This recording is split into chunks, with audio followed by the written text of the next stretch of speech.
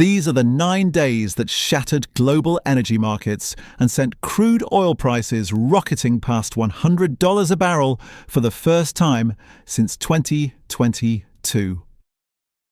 What started as Operation Epic Fury on February 28th, 2026 has become the most significant disruption to oil production in history.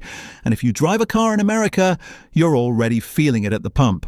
When President Trump and Israeli Prime Minister Netanyahu launched nearly 900 coordinated strikes against Iran in just 12 hours, killing Supreme Leader Ali Khamenei and 48 other top Iranian officials, they didn't just target military installations.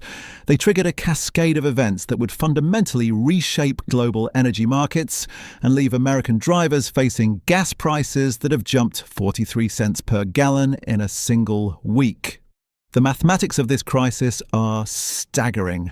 The Strait of Hormuz, that narrow waterway between Oman and Iran, normally sees 20.9 million barrels of oil pass through it every single day, according to the US Energy Information Administration. That's roughly 1/3 of all seaborne crude oil trade and 20% of global petroleum consumption. When Iran's Revolutionary Guard Corps declared the strait closed on March 1st, they effectively held hostage a fifth of the world's oil supply, a move not seen since the 1980s tanker war between Iran and Iraq that first demonstrated how Middle East conflicts could weaponize energy choke points. The impact was immediate and brutal. By March 2nd, no ships were moving through the strait. Capula vessel tracking data shows that roughly 16 million barrels per day of petroleum products have simply stopped flowing through what energy experts call the world's most critical energy choke point. That's not just crude oil either. We're talking about condensates, refined products, liquefied petroleum gas, and naphtha, all grinding to a halt. But the disruption goes beyond just shipping. The war itself has knocked roughly 9 million barrels of oil per day off the market because facilities are either being bombed or producers are taking precautionary measures. Iraq, OPEC's second biggest producer, has seen production from its 3 main southern oil fields collapse by 70%, dropping from 4.3 million barrels per day to just 1.3 million. Kuwait, the 5th largest OPEC producer, is scrambling to maintain output while the region burns around it. The price response has been nothing short of historic. West Texas Intermediate Crude, the American benchmark delivered at Cushing, Oklahoma, recorded its biggest weekly gain in the history of futures trading, which dates back to 1983. We're talking about a 35% spike in a single week. When oil crossed $90 per barrel on March 7th, it marked a 36% increase from just 7 days earlier. By Sunday evening, March 8th, both Brent and WTI crude had shattered the $100 barrier, with prices continuing to climb toward $118 per barrel overnight. For American drivers, these aren't just numbers on a trading screen. They're real costs hitting your wallet every time you fill up. The national average for regular gasoline has shot up from roughly $3 per gallon before the strikes to $3.45 on Sunday, according to AAA tracking. That's a 14% increase in 9 days. In some regions, the spike has been even more dramatic, with Tuesday alone seeing an 11-cent overnight jump, the biggest single-day increase since March 2022. The ripple effects extend far beyond the gas station. Patrick DeHaan, a senior petroleum analyst at GasBuddy, puts it bluntly.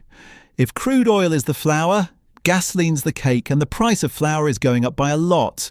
Consumers are going to be feeling this before they know it. Every sustained 10% rise in oil prices historically results in a 0.4% increase in inflation and a 0.15% reduction in global economic growth, according to the International Monetary Fund. What makes this crisis particularly severe is the lack of viable alternatives. There are a few pipelines that bypass the Strait of Hormuz, the East-West and Abu Dhabi oil pipelines. but their additional capacity tops out at just 4.2 million barrels per day. That's nowhere near the 20 million barrels that normally flow through Hormuz. Other critical shipping choke points like the Bab el-Mandeb Strait connecting the Red Sea to the Gulf of Aden remain vulnerable to regional tensions, meaning the global energy system has few backup routes. It's like trying to redirect a major highway through a series of country roads. The shipping industry is in complete chaos. The benchmark freight rate for very large crude carriers, the massive ships that transport 2 million barrels of oil from the Middle East to China, hit an all-time high of $423,736 per day on Monday. That's a 94% increase from Friday's close. War risk insurance premiums for ships have skyrocketed from 0.125% to as much as 0.4% of the ship's value per transit. Over 150 ships are now anchored outside the strait, their crews unwilling to risk the journey. The Trump administration is scrambling to contain the economic fallout. Treasury Secretary Scott Bessent announced a $20 billion reinsurance program for oil tankers, essentially having the government backstop the insurance costs to encourage shipping to resume. The administration is also offering naval escorts for tankers and has issued a 30-day sanctions waiver allowing Indian refiners to buy more Russian oil to help offset the shortfall. But President Trump himself seems remarkably unconcerned about the economic pain. In a characteristic Truth Social post, he declared, "Short-term oil prices, which will drop rapidly when the destruction of the Iran nuclear threat is over, is a very small price to pay for USA and world safety and peace. Only fools would think differently." When pressed about potentially releasing oil from the Strategic Petroleum Reserve, the emergency stockpile created precisely for situations like this, Trump declined, saying the market will heal very quickly and that he's willing to tolerate rising prices. This puts him at odds with congressional Democrats and even some energy market experts. Senator Chuck Schumer argues that the Strategic Petroleum Reserve exists for moments exactly like this. When wars and global crises disrupt energy markets, the United States has the ability to act, but President Trump and his administration are refusing to do so. The geopolitical stakes continue to escalate. Iran's Revolutionary Guard has warned that oil could soar to $200 per barrel if the US and Israel continue this game. Qatar's energy minister, Saad Al-Kaabi, told the Financial Times that crude could hit $150 per barrel within weeks if tanker traffic doesn't resume. Qatar itself declared force majeure on its massive gas exports after Iranian drone attacks, and experts say it may take at least a month to return to normal production levels. The disruption particularly threatens China and India, which import roughly 40% and 45% of their crude oil through the Strait of Hormuz respectively, making them especially vulnerable to extended closures. The human cost of this crisis extends beyond higher gas prices. Airlines are already adjusting routes and cancelling flights. Shipping companies like Maersk, Hapag-Lloyd and CMA-CGM have suspended operations in the region. The global supply chain disruptions that Americans experienced during COVID are starting to look minor compared to what could happen if this conflict drags on. Energy historian and Pulitzer Prize-winning author Daniel Yergin from S&P Global captured the gravity of the situation. Current oil prices in the $90 are far from the worst-case scenario. But right now, the world is looking at the biggest disruption in oil production in history, as well as a resounding shock to global gas markets.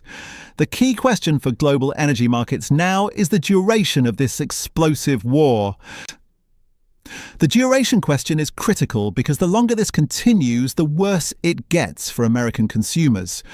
JP Morgan estimates that production cuts could exceed 4 million barrels per day by the end of next week if the Strait of Hormuz remains closed. Humayun Falak-Shahi, lead crude research analyst at Kepler, warns that oil could rise to $150 per barrel by the end of March if shipping doesn't resume. As Asian markets opened Monday morning, the panic was evident. Japan's Nikkei tumbled more than 7%, while South Korea's Kospi plunged over 8%. The global economy is holding its breath, waiting to see whether this becomes a brief but painful shock or the beginning of a prolonged energy crisis that could rival the 1973 Arab oil embargo that first showed how Middle East conflicts could paralyze the global economy. For now, every American who drives to work, picks up groceries, or depends on goods that travel by truck is experiencing the harsh reality that in our interconnected world, military strikes 7,000 miles away can reach directly into your wallet within days.